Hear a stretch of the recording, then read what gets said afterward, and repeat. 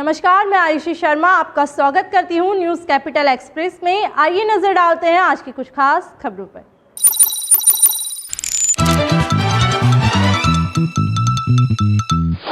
मोदी सरकार पर एक बार फिर राहुल गांधी ने बोला धावा, कहा चीन ने भारत को धमकाने के लिए बनाई साइबर फोर्स। सुप्रीम कोर्ट ने खारिज की फारूक अब्दुल्ला के खिलाफ याचिका।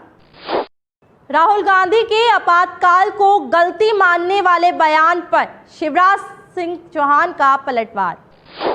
चिकित्सा शिक्षा मंत्री विश्वास सारंग ने साधा कांग्रेस पर निशाना। नगरीय प्रशासन मंत्री भूपेंद्र सिंह ने लगवाई कोरोना वैक्सीन। कांग्रेस से अजय सिंह ने दिग्विजय सिंह को मध्य प्रदेश से बाहर करने पर दिया बयान। आज राजधानी भोपाल में जिला न्यायालय वकील एसोसिएशन के द्वारा विरोध प्रदर्शन किया गया। खबरें अब विस्तार से। मोदी सरकार पर एक बार फिर राहुल गांधी ने बोला धावा, कहा चीन ने भारत को धमकाने के लिए बनाई साइबर फोर्स।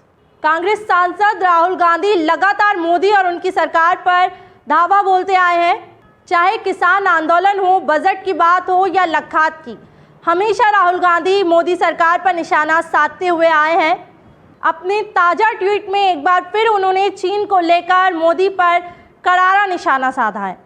सुप्रीम कोर्ट ने खारिज की फारूक अब्दुल्ला के खिलाफ याचिका। सुप्रीम कोर्ट ने बुधवार को जम्मू कश्मीर के पूर्व मुख्यमंत्री फारूक अब्दुल्ला के खिलाफ याचिका खारिज कर दी है। सुप्रीम कोर्ट ने कहा है कि सरकार से अलग विचार रखना कोई देशद्रोही नहीं होता। राहुल गांधी के आपातकाल को गलती मानने वाले बयान पर शिवराज सिंह चौहान का पलटवार। मुख्यमंत्री ने कहा कि दिक्कत यही है कि राहुल गांधी बहुत देर से सोचते हैं। 1975 में इमरजेंसी लगी थी, हम भी जेल गए थे, पर राहुल गांधी को अब याद आ रहा है।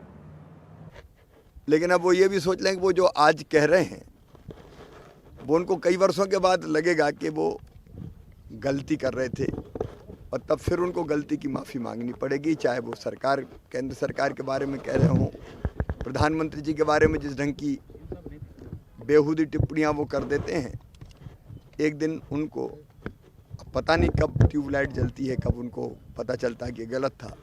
चिकित्सा शिक्षा मंत्री विश्वास सारंग ने साधा कांग्रेस पर निशाना। विश्वास सारंग ने कांग्रेस सरकार पर निशाना साधते हुए कहा कि कांग्रेस सिर्फ दिखावा करती है। कांग्रेस चाटुकारिता की पार्टी है, उसमें आम कार्यकर्ताओं का कुछ भी नहीं। अब देखिए, कांग्रेस का इतिहास हमें मालूम है। कांग्रेस ढकोसलों वाली पार्टी है। 10 जनपद की चाटुकारिता करने वाले लोग ही प्रदेश में निर्णय लेंगे। यहाँ पर आम कांग्रेसी जिसने कांग्रेस के लिए मेहनत की है उसको कोई प्रतिफल नहीं मिलेगा। ये चाटुकारिताओं की पार्टी है। ये उन कांग्रेस में किसी भी तरह की लोकतांत्रिक प्रक्रिया या व्यवस्था की कहीं कोई गुंजाइश नहीं है। नगरीय प्रशासन मंत्री भूपेंद्र सिंह ने लगवाई कोरोना वैक्सीन। मंत्री भूपेंद्र सिंह ने राजधानी भोपाल स्थित जेपी हॉस्पिटल में कोरोना वैक्सीन लगवाई।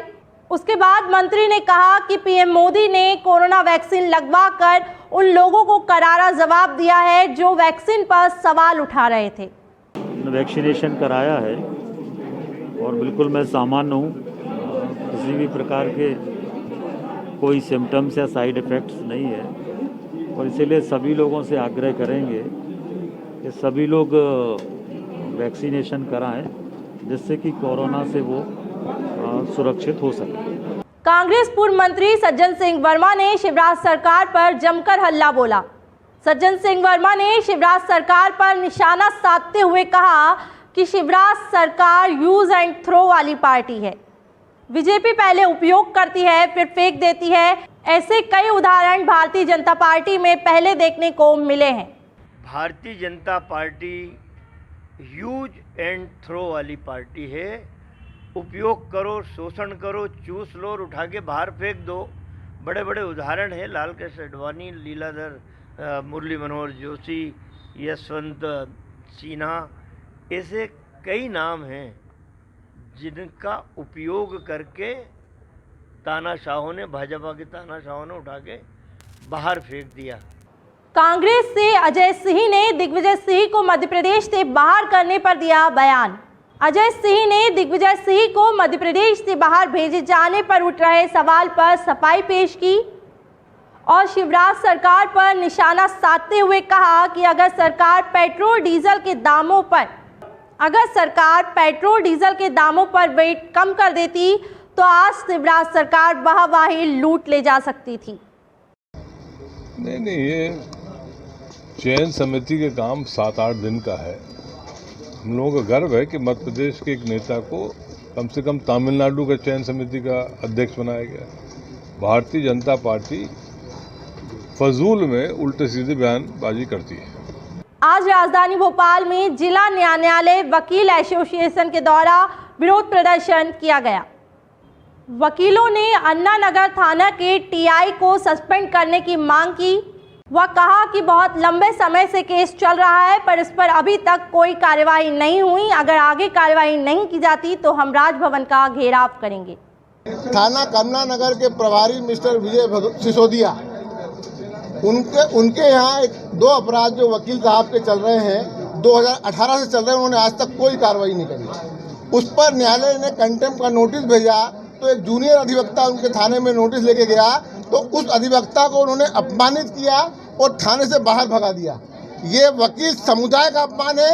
मैं विजय भदौरिया जी, सिसोदिया जी जो भी हैं थाना प्रभारी कमला नगर को स्पष्ट चेतावनी देना चाहता हूँ। राजकुमार पांडे मेरा नाम है। मुकदमे 1 नहीं 1000 दर्ज कर लेना, लेकिन किसी भी जूनियर का यदि अपमान किया, ये किसी भी दशा में भोपाल बार एसोसिएशन बर्दाश्त नहीं करेगी।